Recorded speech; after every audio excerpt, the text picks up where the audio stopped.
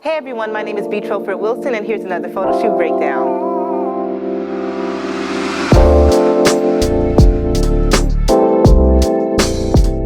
Okay, now for part 2 of my photo shoot with professional baseball player Jared Walker, instead of doing the in-studio images, we decided to take it outdoors to the actual baseball field. For this photo shoot, I shot with the Canon R6, and for my lighting, I used a Profoto B10 battery-powered light. So a couple people have asked me about using natural light and artificial light when shooting outdoors. So here's a couple of gems that I experienced during this photo shoot session. So one of the biggest things to consider whenever you are shooting outdoors and you want to use artificial light, the main thing that you should focus on is what role is the sun going to play in your images.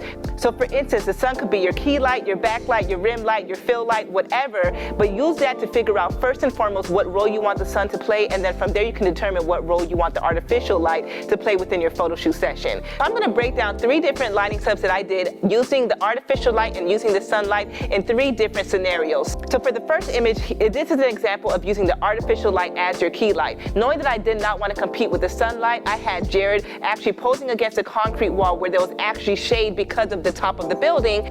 And with that, I was able to use my Profoto B10 with the beauty dish to actually be the key light aimed towards the subject. Now here's a different example of how you can use artificial light as well as sunlight. So for this image, I had Jared Walker laying on the baseball field and we had baseballs all around him. The only thing with that was because the sunlight was directly on him, we were getting a lot of shadows from his baseball hat, from his nose, and from his chin. So instead of using the artificial light as a key light like we did in the previous image, I decided to use my artificial light as the fill light.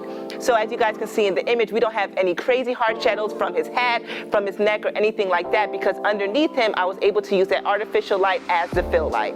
For the last image, we wanted to get some shots of Jared posed at home plate, but the difficult thing was because of where the field was set up, the sun was actually coming from behind him. So because he was backlit, it actually kind of worked to our favor because it created a nice rim light and backlight, but because of that, he was actually in shadow. So I was able to use the artificial light to actually fill him in so that we're able to get some nice pose and action shots at home plate. So the biggest thing I want you guys to remember whenever you're going to shoot outdoors and you want to use artificial light, pay attention to the sun. The sun can definitely help you determine what role you want the sun to play within your images, as well as what role you want your artificial light to play. So I hope that this was a little bit helpful, and be on the lookout for the next video.